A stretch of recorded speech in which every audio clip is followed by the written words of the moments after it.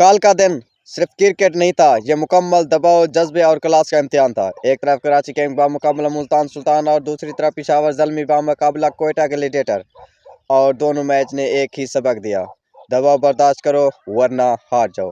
पहले बात करते हैं कराची किंग्स की। शुरू से ही लग रहा था कि टीम दबाव में है, जीतने की तो बहुत कोशिश की, लड़ने के भी, लेकिन जो टीम ज़हनी दबाव में आ जाए वो जीत नहीं सकती। पावर प्ले में कुछ मोमेंटम बना, रन्स भी आए, लेकिन जैसे ही ओपनर की रफ्तार टूटी पूरी टीम बिखर गई। और यही असल पॉइंट है, जिस टीम के ओपनर चल गए समझो वो मैच जीत गई। कराची के साथ भी यही हुआ, अच्छा आगाज होने के बावजूद वो उसको बरकरार न रख सके और मुल्तान सुल्तान ने कोई मौका ज़ाय नहीं किया।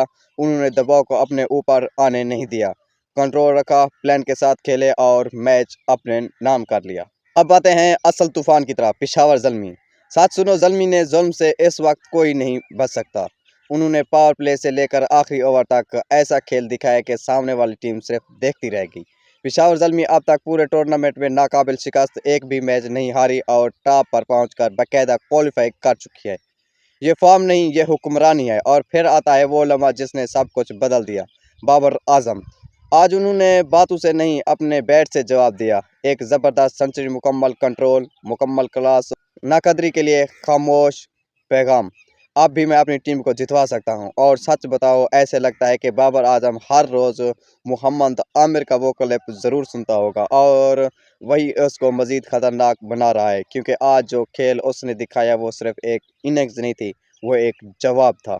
क्वेटा ग्लेडिएटर ने कोशिश की, लेकिन ज़ल्मी के सामने दबाव बर्दाश्त ना कर सकी। और यही फ़र्क होता है एक आम टीम और टॉप टीम में। अब तस्वीर बिल्कुल वाज़ेह है, एक तरफ कराची जैसी टीमें हैं जो दबाव में टूट रही हैं और दूसरी तरफ ज़ल्मी है जो दबाव को खेल रही है। आखिर बात याद रखो, पावर प्ले जीतो, ओपनिंग मजबूत रखो और दबाव कंट्रोल करो।